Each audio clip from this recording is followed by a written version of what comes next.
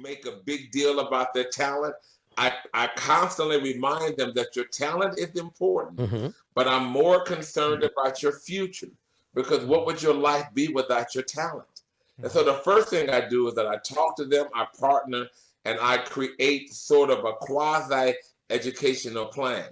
And I try to find out a lot more about the family to kind of figure out what are some of the traditions and goals in their family.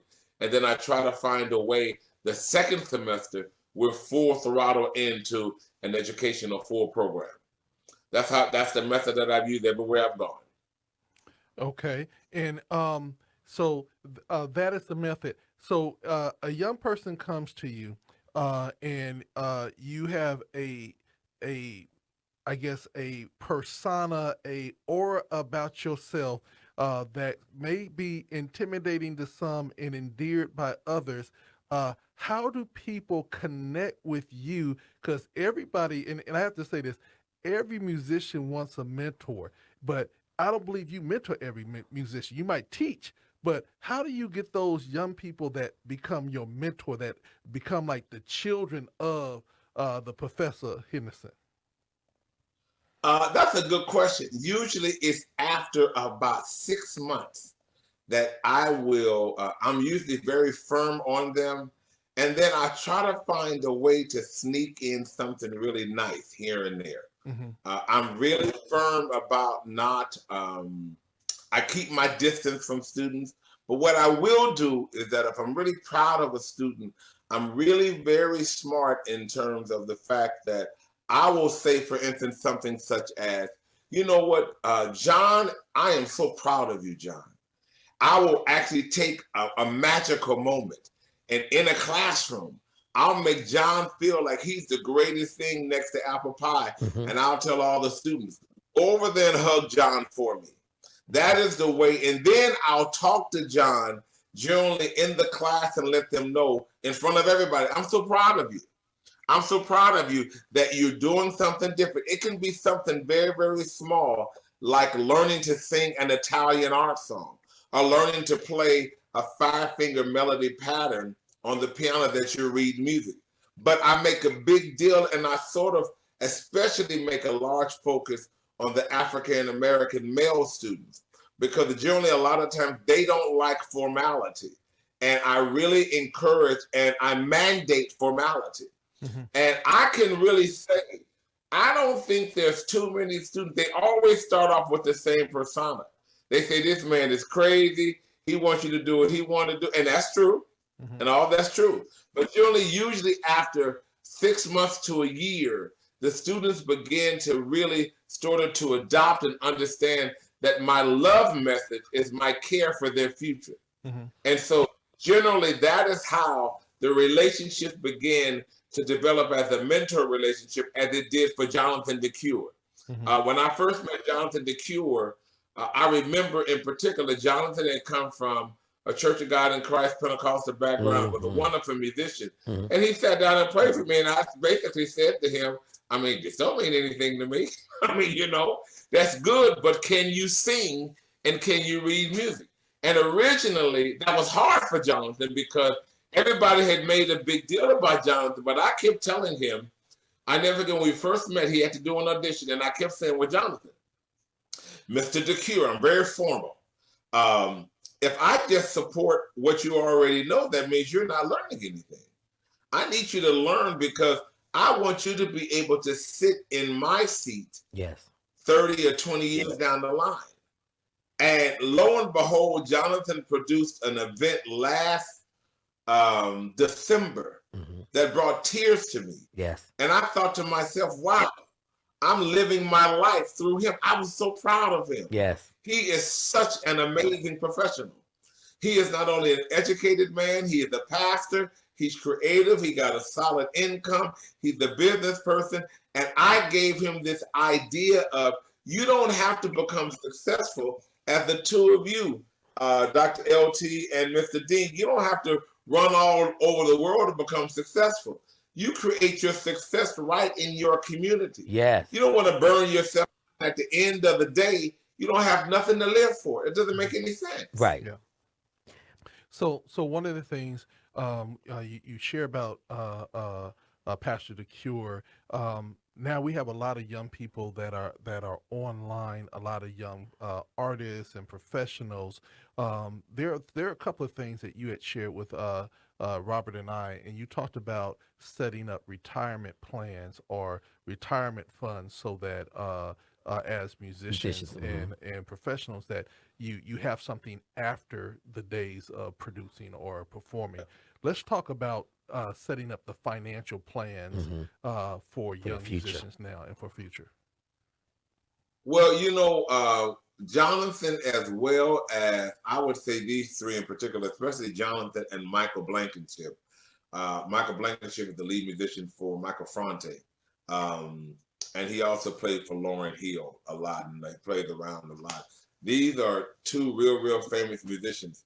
One of the things I talk to them about is a company, because I started it myself. I've been playing for my church since 1981. I was 21 years old, and I'm going to be 60 this year. And about 20 years ago, it just dawned on me.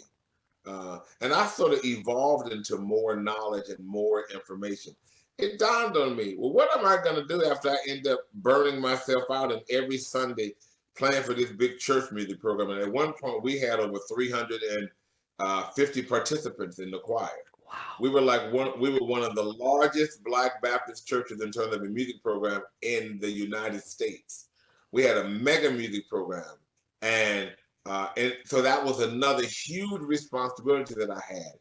And then it dawned on me, wait a minute, half of these people may be gone and dead when I get 60 years old. And we could change pastors. We could change whatever. But that shouldn't have anything to do with the time I've served. So what is the church going to give me? They're going to say, oh, Brother Henderson is old now. He retired, so we're just going to give him some cake and punch and a big old plaque. I got a whole room full of plaques.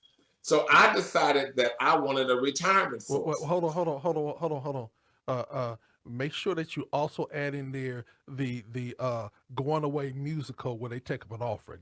That's the big thing, the going away musical. Because sometimes what happens is just that, and then people want to run around, and then people get upset and only want to give you $5, and you've served 40 years, and you say, well, man, this is crazy. Right. I've been playing for this church and burning myself out, and having stress and ulcers and no sleep and everything, and at the end of the day, you may be lucky to get $500, maybe $1,000. Right. But then you're old and you can't move. So I decided, in addition, that because I looked at my church employment as a job. So just as in my job at Los Medanos College, I'm part of California State retirement system, Cal STRS. I went to a company called Guidestone. I think it's Guidestone or Guidance. It's one of the companies that actually handles retirements for people who work for Baptist churches, primarily, and it's not just Baptist churches, but I think they were based around working primarily with large Southern Baptist churches. And originally when I went to the church, I said this, I said, you don't have to match anything in this. I just ask that you take a certain amount of money every month and send it to this company. And so that's how I started. And so basically what happens once a month, twice a month, I get paid twice a month from the church. A certain amount of my income is taken out and it goes right into this annuity. And in addition to that, I've been at the church long enough now where I will actually obtain a Social Security check. That's very rare, right. But I'll obtain probably the highest amount that Social Security can play almost. Wow. Because I've been there so long. Because very few people will have stayed in the church, but I looked at the church as an employer and as a real source of ministry, but it's also a job. Yes, sir. And so to me, it doesn't make sense to run from one church to the next. I figure, look, going from one church to the next ain't doing nothing but having another headache. I'm going to stay at this church. I'm going to stay focused. I'm going to stay true to my task. I'm going to do my job. I'm going to produce good ministry support for the church. I'm going to create a powerful music program. I'm going to change the culture of the church to understand that this is an employment. This is just not, because you don't have to serve the Lord just by playing the piano or singing or doing whatever. Right. And so the church, my church now really looks at our music program as a real employment.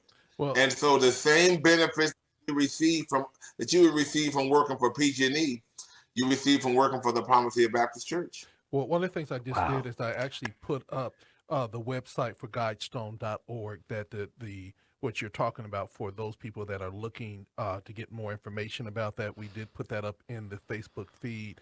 I also want to say to you, Doctor, you know, I'm a very, very, and this is, I'm playing a role here. Ready? I'm one of the hottest musicians you will ever meet in life. I'm 23 years old, and I am coming to your church to get a job. But I got some demands. You know, I need to make so much money per week, and I also want my music. I want you all to upgrade my instrument, and I need a plan for maintenance, because I'm one of the baddest keyboard / organist / producer you'll ever meet. What do you tell that person that's coming to get a job with you? You got to be in college. I only hire college students. Oh, okay. But if I'm in college, if you want to play for the Palma Ceia Baptist Church, the first thing is that you have to have some form of training. You have to either be a college student, and the fact that you are a great musician, I'm going to honor that. But I'm going to tell you that I want to partner with that you being in school. All of our musicians are in some form of college, and we make a really big deal. And generally, what happened is we've had tons of musicians that were very, very famous and are great musicians. We make a big deal about the fact that you're in college, because when you're in college, then we validate your talent. Yes. We don't just validate the fact that you're talented. We validate the fact that we want to see a total package, because the church is really focused, the pastor as well as myself, Pastor Thomas Smith, as well as the whole congregation. They like to see young people up there playing who they can say, oh, they go to San Francisco State University. They're studying music, or they go to UC Berkeley, or they go to Los Medanos College. That's what excites the congregation. The congregation is just not excited about the fact that you are a hot musician, because there's a whole lot of hot musicians, but when they get 60, see how hot they are when they broke. So let me ask you this question. We tell you. Yeah. So let me ask you this question, because one of the things, you know, both Robert and I are from the Grand Old Church of God in Christ, praise the Lord. But one of the things that we have seen is in a lot of the bigger churches of God in Christ, your music department, although they are good musicians or good singers, they also have doctor's degrees, medical doctor's degrees, lawyer degrees, heavily involved. Do you have any musicians on your staff that are in school, but their degree is not actually in music, but it's in something else that is just as impressive to the congregation? One of our bass players has a bachelor's degree in mathematics. Mr. Ron Belcher. The majority of them, we have some that maybe complete an associate's degree in liberal arts, and they transfer and they may focus. You know what? I'm glad you said that, because one of our other musicians was completing his degree in business administration, but he's very, very creative. And so that's fine as well. You know, it's not that it has to be necessarily in music. We want you to be in the mindset of thinking about yourself as an actual scholar, as an actual professional. And those are skills that the church don't necessarily promote. They should. Right. But the main goal of the church is your soul and your salvation. But at the same token, there's another part of the church that many of our Black churches sort of go away from, and that is humanity. And so people, a lot of times, they spend all their day in church, I'll always tell you, you know what? If you're young and and they got a prayer meeting and you have a math final, well, you know what? You could pray on the way to complete that math final. Yes, sir. Because at the end of the day, you're thinking about the love that you want to share to the young person. You want the young person to be able to really take care of themselves when they get a certain age. And creativity is just not going to take care of you unless you really have an enormous talent. And even when you have an enormous talent, history has shown that artists historically don't take the time to really galvanize their business. So even some of the world, I always use as an example to young people all the time, Dr. LT and Robert. I say, you know what? Have you ever wondered why an artist would be my age and they have to perform every weekend and go somewhere? I'm not trying to be rude. No, you're being sometimes truthful. that's an indicator that they broke and don't have no money. I mean, it's the truth. You know, and so they have to do this. So what happens when you're sick and somebody's paying you $1,000 for a gig and you're 60 or 65 years old and you got a rent or a mortgage to pay and you don't have no sort of security in your employment? I'm not being rude. I'm trying to say that this is how I show love. Right. I show love by really telling you the fact that I want you to have a life where you have security, and the choices that you're making right now are just not going to end up. I don't care how talented you are. I have young people that's on television, and all those things are great. But at the end of the day, unless those things, or unless you have really started some form of a financial plan early in life, when you get a certain age, you're just going to be another person on the shelf who had a lot of talent. And you know what? When you die, everybody ain't coming to your funeral. So let me ask you this, and then I'm going to turn it over to Robert Earl Dean. Let's go Finance 101.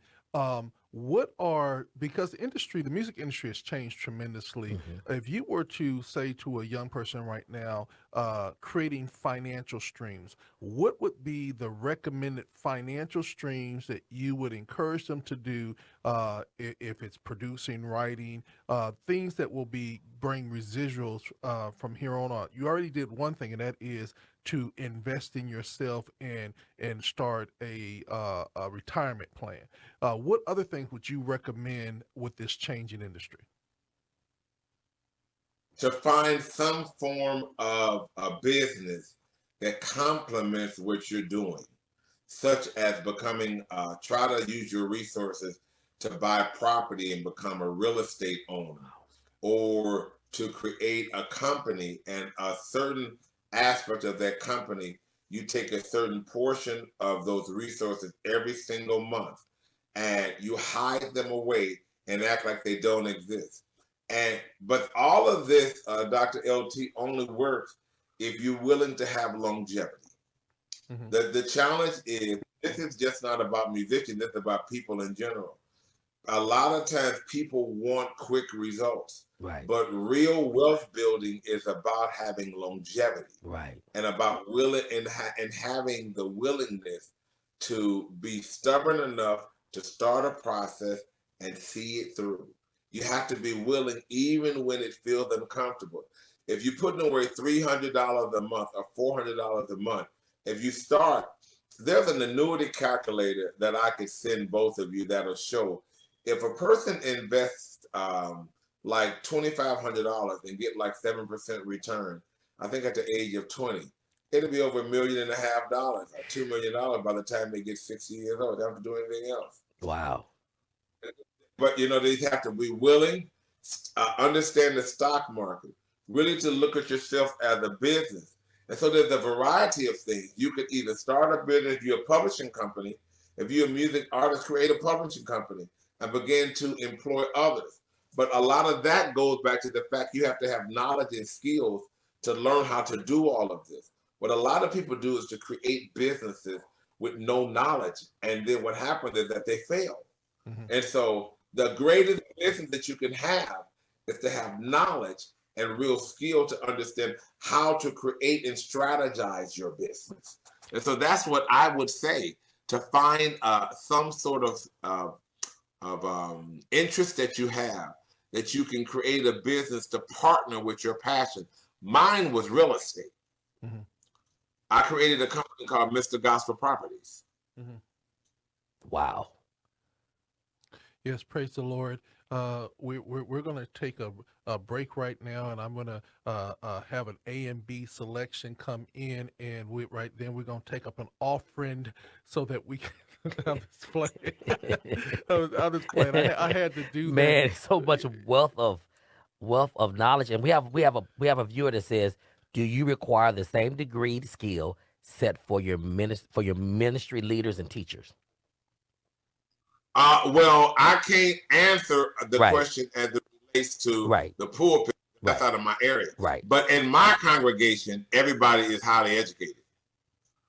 Our pastor is an engineer. Okay. Wow. Okay. And so I don't know. And so in order to obtain employment at the church, you have to at least have a bachelor's degree in something. He happens to have a bachelor's degree, I believe, in engineering. I think it's great.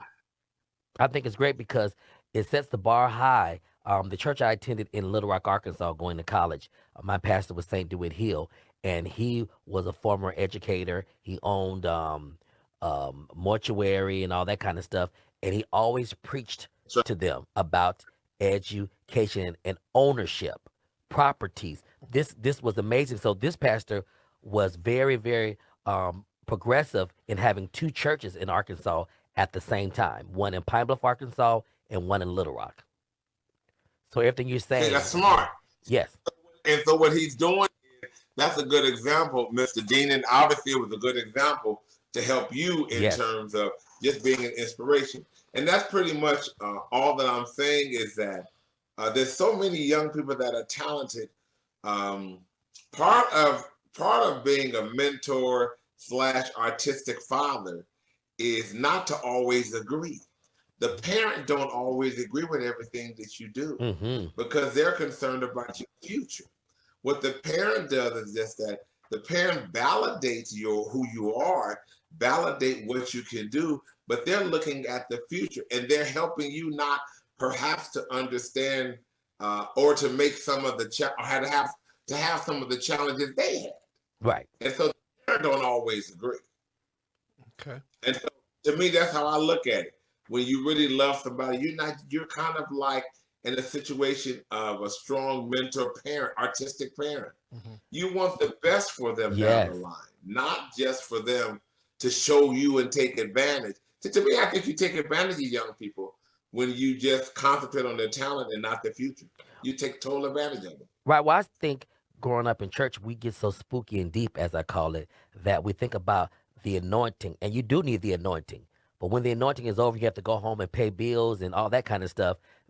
Then where do you stand? And one of the things that I heard that really I think that our young musicians have to understand, and I think that you are an example of that, is you need a job even more so even outside of the church. A lot of times the churches are spending a ton of money trying to keep their musician on, and the musician is pushing the church because that is their only source of income. But what it sounds like from you, you had multiple streams of income, and the church was just one. So if the church did not pay or whatever, your life did not stop moving, and your family was not as effective. Absolutely. My entire life has been I have worked, when I started as a young man, I worked 7 jobs. All right. 7? I did. Now, what's your identity? And I've worked Wait, hold on. What's your cultural identity? Because, you know, he got to be Jamaican. You got to be Jamaican, some island. Right. Say it again? But I'm 60 years old almost this year, July 24th, 1960, I was born. Right. And I still work 3 jobs now, you know. I'm always looking for opportunities. But my main job is Los Medanos College.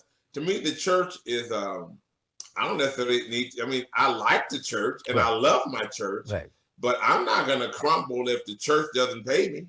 because I don't look at the church as I look at the church as the place where I worship. I give my talent, and I'm grateful for them allowing me to have served in this capacity so long. But I'm not looking for the church to bury me or to take care of me. Absolutely not. I think that's crazy. The church is made, and people forget this. I don't care how much a minister tells you you're wonderful. The church is focused around taking care of the pastor. The musician is just an afterthought. Yes. You get what's left over.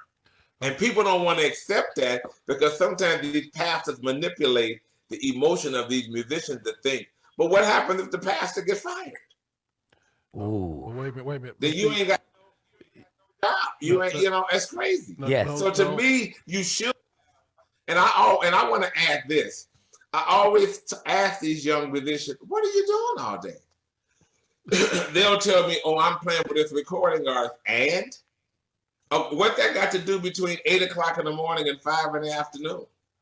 Well, I mean, what are you doing all day sitting around doing nothing? You don't have rehearsal till 7 o'clock. Right. You should be up doing some job, having a job, going to college, doing something, just not sitting around being lazy, doing nothing. Most of them don't want to work. Just, and like it, but that's the truth. Most of them don't want to work. Well, hold on. You mean to tell me that the center of the joy is not around the musician? You mean that the church, the first financial obligation is to the pastor? Lord, you mean to tell me that my minister of music, that I set the atmosphere, is not why they collect an offering?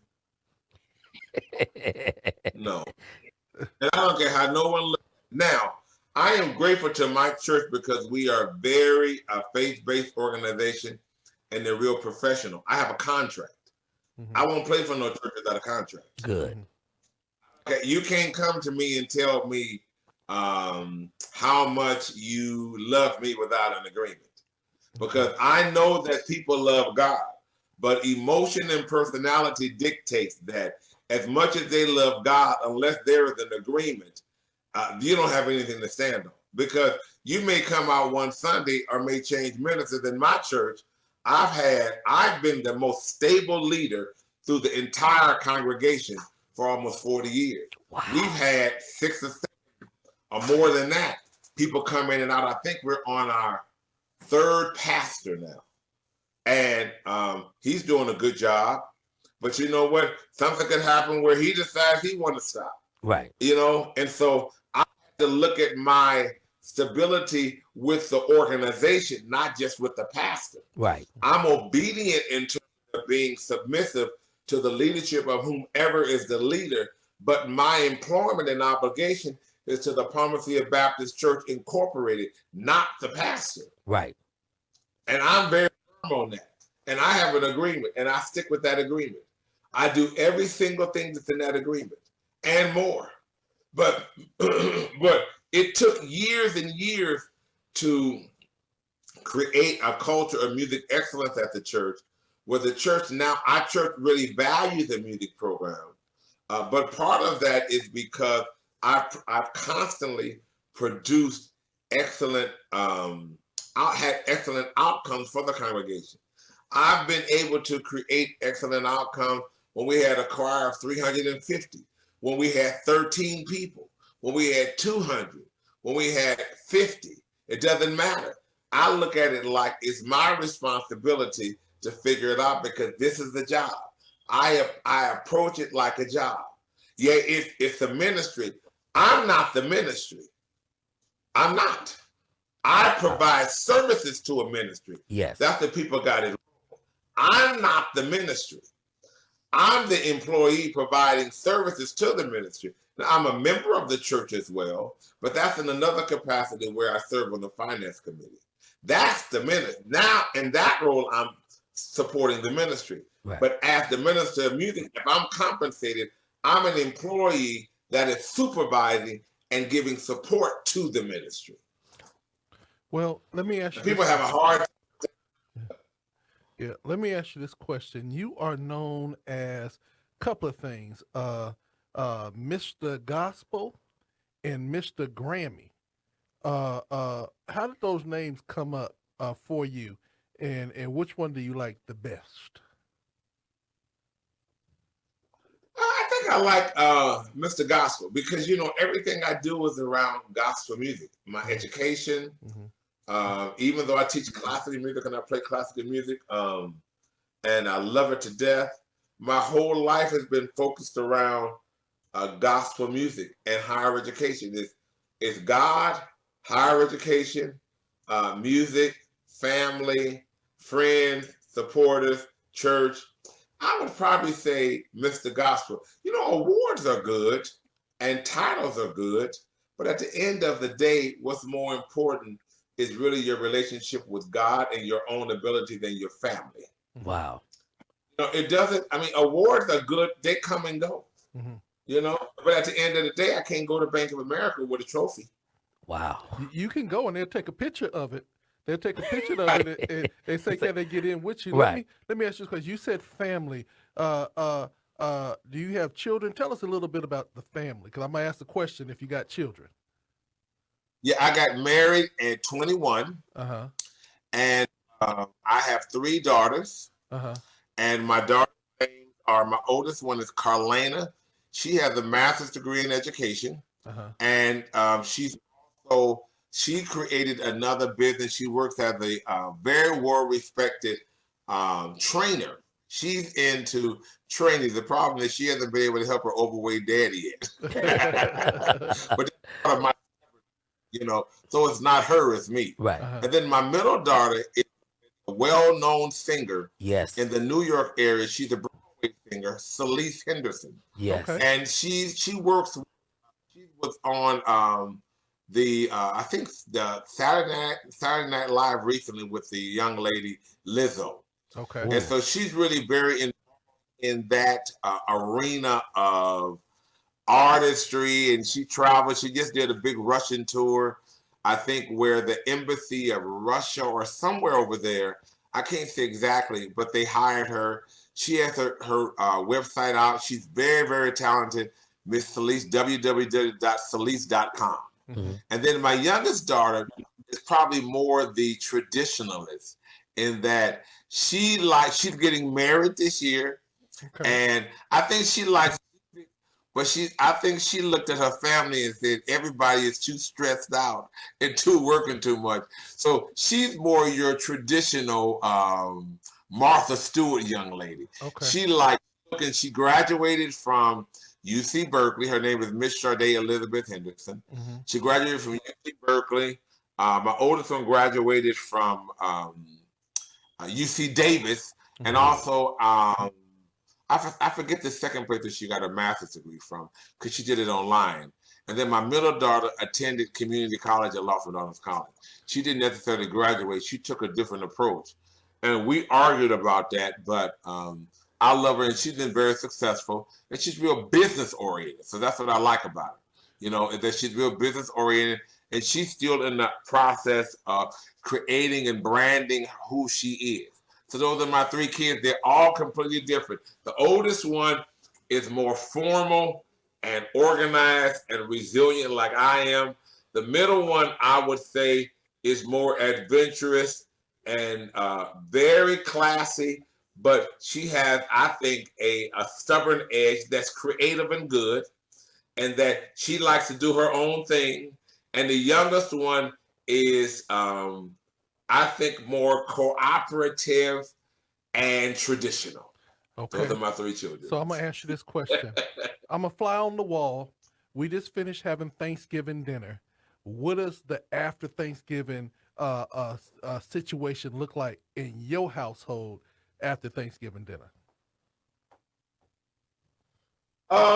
You know what? Our Thanksgivings in the past have been a variety of activities. Sometimes it's just been my family, wife and I, and the kids, and then sometimes for Thanksgiving, we may have visited my wife's family, her mother. My wife had her mother. We sometimes would visit her father and her grandmother when they were living.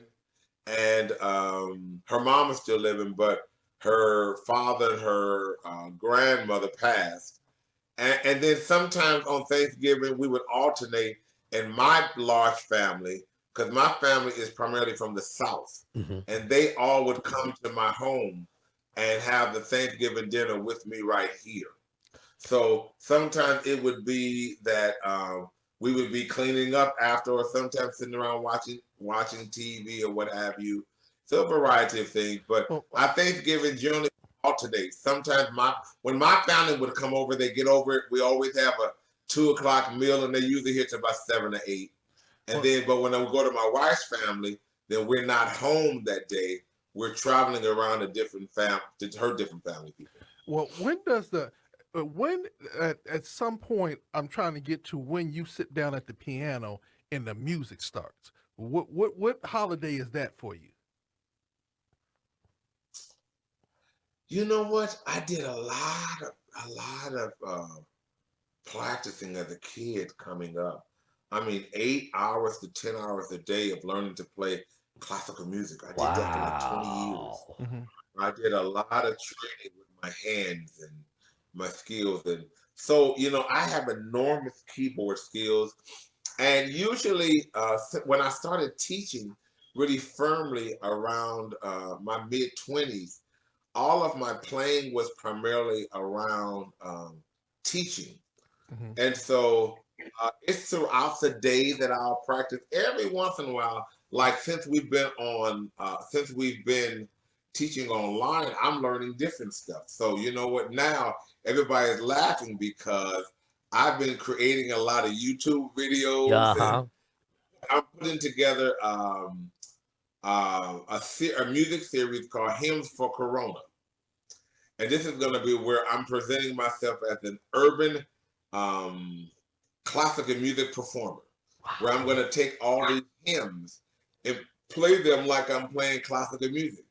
And I'm going to actually pitch this information to faith-based organizations that are more conservative, Presbyterian churches, Catholic churches, Lutheran churches, Episcopal churches, and go around and talk about the history of all these hymns. Like, for instance, Amazing Grace, that was written by John Newton, who was a slave owner.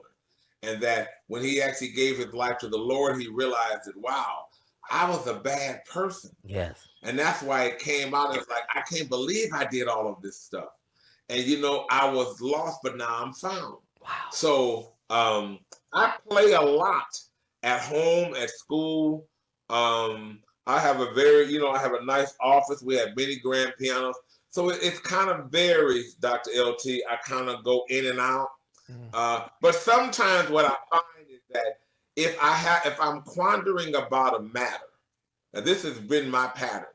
If I'm quandering about a matter or a social, let's say a job concern or family concern, what heals my heart all the time is playing the piano. Then I'll wake up in the middle of the night and I just go in the room and go to my grand piano and just start playing. So, and I just play hymns and I love it. So let me ask you this question. Besides, me in your horn section, if you were to put together a ensemble of singers and musicians, and they could be dead or alive, what would that be for you? It would be a keyboardist, a main keyboardist. No, you got to call an auxiliary. No, you got to call their name. You got to put a name in it, not just you got to put a name with it. You've been building it. It would be I would have Jonathan DeCure, Pastor John. Yes, my family. I would have a brother by the name of Michael Blankenship. Heard of him. I would probably. What music? You got to tell the instrument. Okay, John and Michael would be the main keyboardists. Okay. Okay. I would have the organist be L.J. Holloman, who was the musician who did a lot of work for the show Empire. Wow. He is an incredible organist. I would have probably David Jackson as an auxiliary musician. Yes, sir. I would have the bass player Calvin Brown. I would have wait a minute. From the drummer Omar. Hold on. Are you talking about Calvin Brown from the Bay Area, Mingleton Temple? A Good Samaritan? Yes. Yes. When I was up there, I played with him. That's like a brother-in-law. Yeah, I would have Calvin. Okay. I would have Calvin. I would also have Ron Belcher. And I would have Calvin and Ron Belcher to switch up. Ron Belcher is not only an R&B musician, but he plays R&B, gospel, and jazz, and traditional jazz, upright bass. I would have the percussionist David Chong.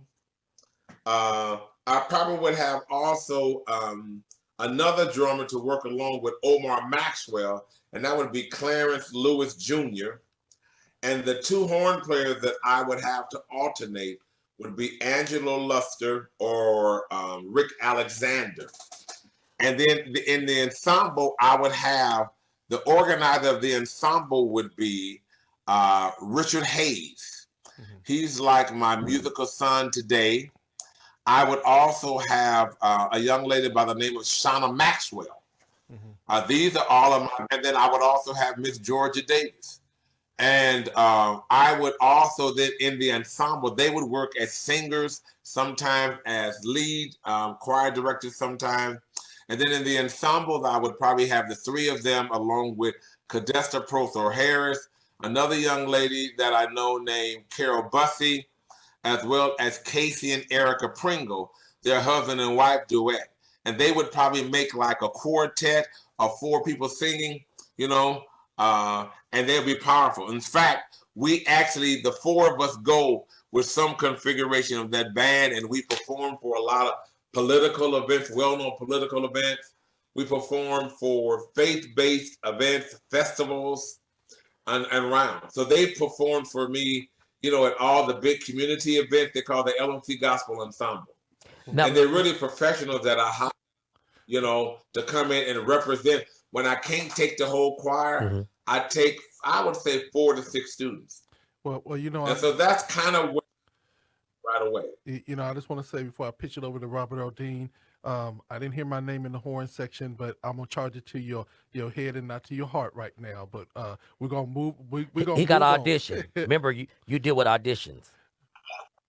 Go ahead. That's well. You know what? Don't forget. You know what? Don't hold it against me. Because, you know, I'm going to be 60 this year. Right. So I can say, I don't look at myself as a total senior, but I'm a quasi-senior. In between. I'm getting it. Yeah, sometimes seniors get. So just attributed that. So we have to add Dr. LT to our horn section. But he has audition. You have to be fair. He has audition.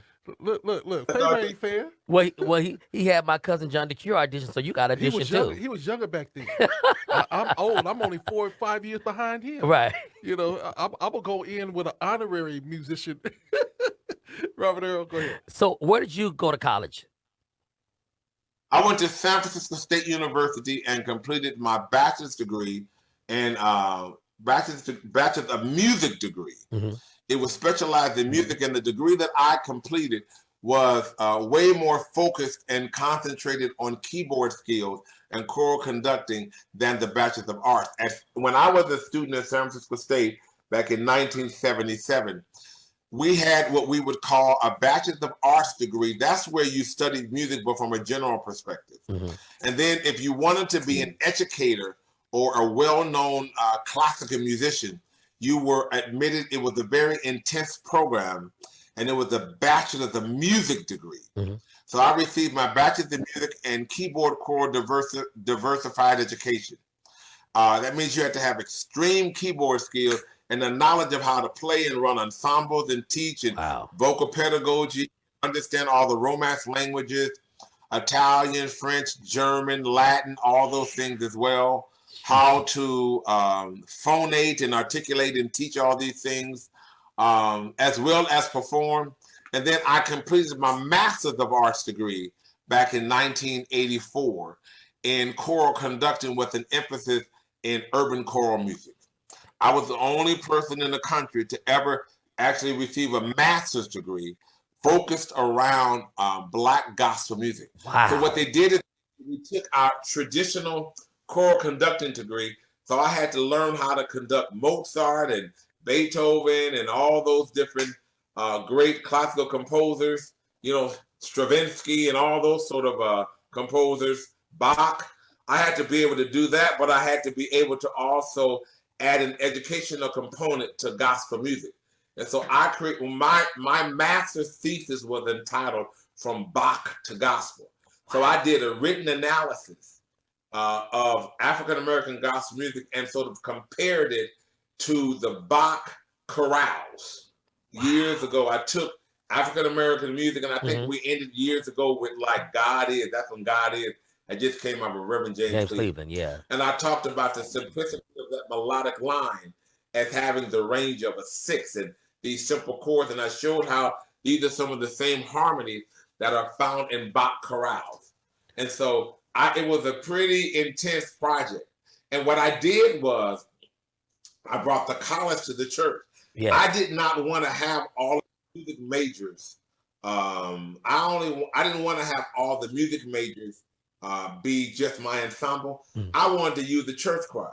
I wanted to use screaming voice Ella, flat Jonetta. Right. I wanted to say the guy who's a tenor who oversings, and the bass who's tone deaf. And I had to figure out how to teach them. This is your typical choir. Right. Yes, it is. The soprano screeching, the alto's flat, the tenor singing too loud, and the bass a tone deaf. That's right. So I had 6 sessions.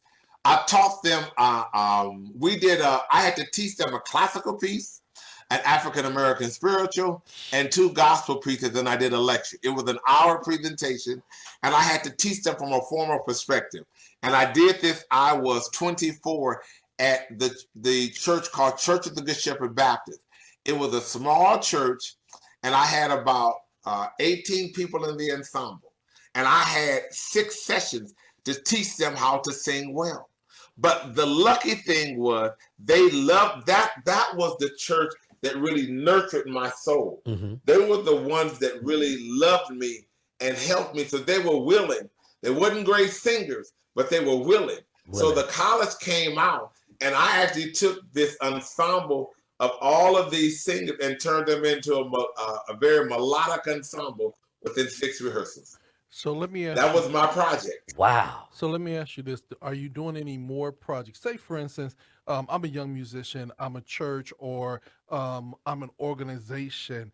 Do you go out and do conferences, or do you have an overall conference that people can come to experience the greatness of Silvester Henderson and, and your boy Dr. LT in the background with the horn section? Is there a time that you do that, or do you travel? How does that look?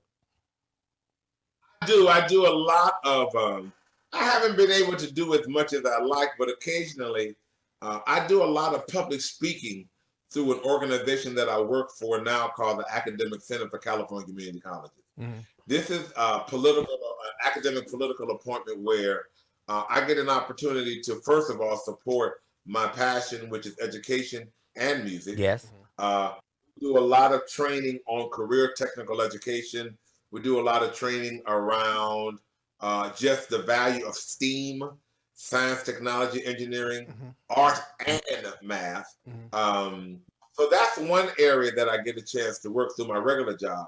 Through my production company, I have a production company entitled, I have 2 companies that I run. One is called Mr. Gospel Jazz Productions, and that's where churches and schools will hire me to come in, and not only will I take care of something musically, where I may come in and I may teach the choir an African American spiritual by Jester Harrison or a gospel piece at the same time, but I may lecture to the students as well. Or they may hire me. Recently, I may have been hired. I was hired by a university out of the country, out of California, to go in and talk about the value of diversity and music and art. Yes. And last year I was given an invitation. Well, not last year, 2 years ago. I was very excited about this one too, but I decided not to do it because I had too many things going on, but it was a great honor. I was given an opportunity I was invited to present at Birmingham City University with Dr. Kehinde Andrews, who's one of the major scholars in London, and I believe it's South London, and Greenwich University. And I was going over talking about art and music and religion, how all of them work together in terms of the African American experience. Because to me, I believe you can't separate art and creativity in education without supporting people of color. People of color, the way in which our lives changed was our belief in God and creativity. It was through the singing of the folk songs, the spiritual, that we were able to get free.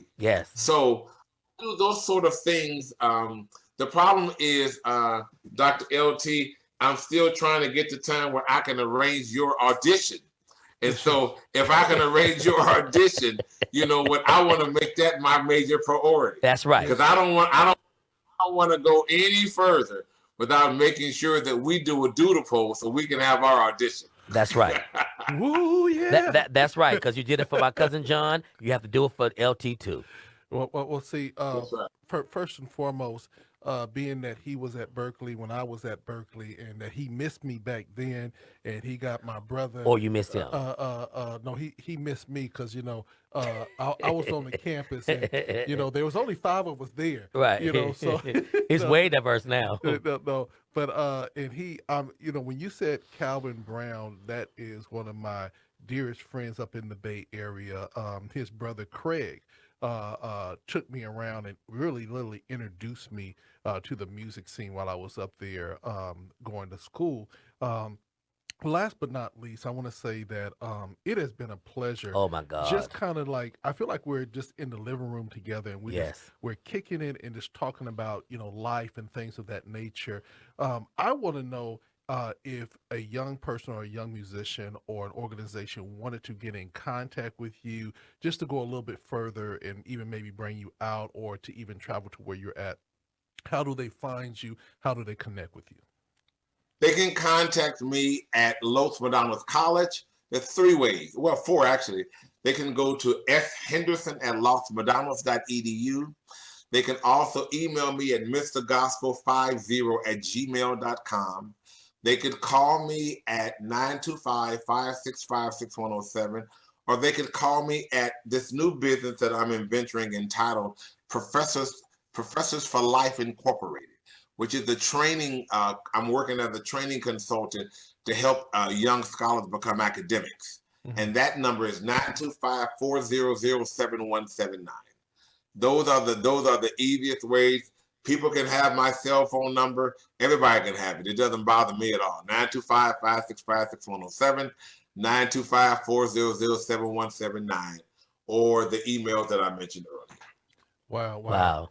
Robert O'Dean, another great interview. This has been a pleasure, man. I mean, we could go on for another 2 hours because I'm enjoying this. And I went to HBCU, so talking and listening to you was like talking to my jazz professor who did the introduction of jazz, just taking all that information in and how he will put the education with the artistic music side of it, because you have to keep both of them, I think, equal. Yeah, and one of the things, and I know that that's right. You have worked with a lot of great people, and I know besides on your bucket list of working with Dr. LT, who would be on your bucket list of who you have not worked with but you would like to work with before you go on home when you're 105 years old? You know what? A person that I thought was always very, very talented, that I've always really liked. I don't have any relationship with him, but I've always liked his voice. And I thought he had a beautiful angelic voice, and I wanted to bring him to the college. And that's Smokey Norfolk. Okay. I went to college with him. He went to the University of Arkansas at Pine Bluff with me, and he's a Kappa. I have to contact you because I've always admired his voice. He is amazing.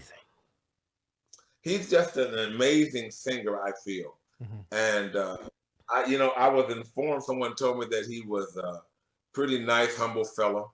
So he's one. And then the last one is Stevie Wonder. Okay. Now I retire. I'm probably going to retire. And I would probably say anywhere. I'm trying to see if I can hold on to 67. If these old bones can keep kicking. You can do it. 67. Okay, so You know, Stevie Wonder.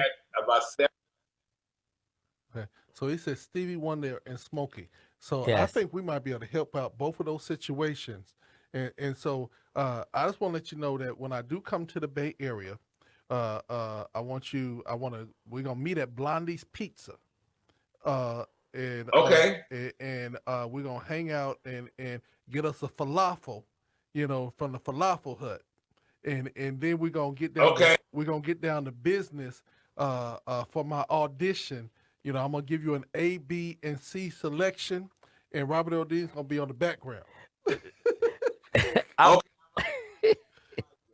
and you know what, God bless Professor? you so much. Professor, you hit the nail on the head with both of those artists, and particularly Smokey. Smokey was a part of the Vesper choir, so he's trained classically and all that good stuff. I had a chance to watch him. He was the first person I met when I came there. My minister of music at the church I was going to took me to Smokey's house when he was getting ready to come as a freshman to my college, and he said, "I want you to meet this young man because you're coming from California and you're an accomplished singer. I want you to meet him." And this little short dude came out and shook my hand. Was very, very, very pleasant to me. Why you have to talk about his height? That Wow. wasn't right. Professor, did you hear? It's bad. You don't talk about people's height, color, or weight. Well, I didn't mean it in a particular way.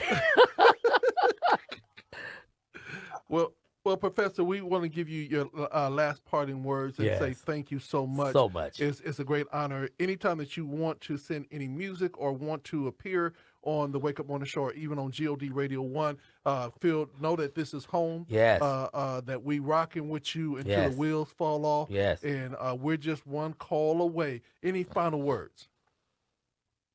I want to just say I love both of you, and I Yes. want to really thank you for the opportunity to just share, my belief and my mission in terms of higher education, higher education, and African American music. Yes. Because I want to leave this with you to all the college students.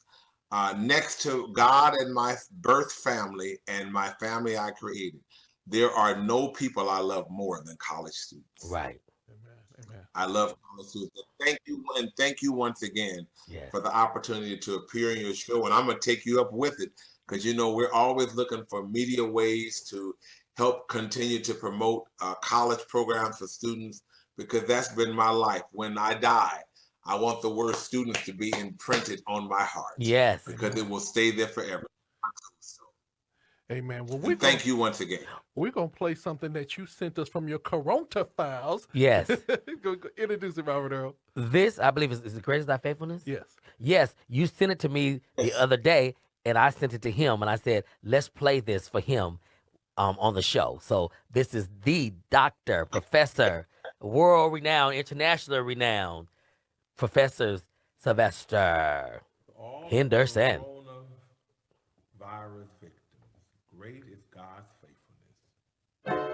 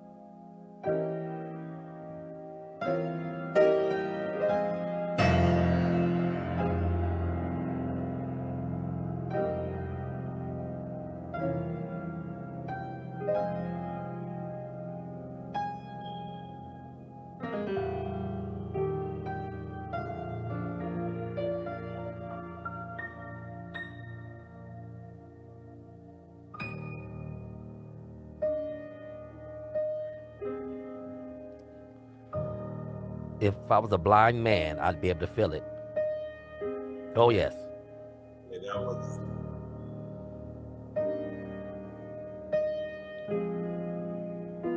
God is faithful. Yes.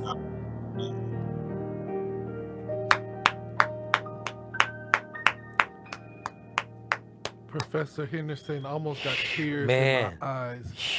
Beautiful rendition of Great Is Thy Faithfulness. God is faithful. And it was all piano. And when I tell you that blesses the musicianship and the feeling of that piece was just amazing.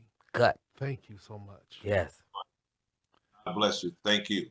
All right, y'all. This has been a very emotional day Yes.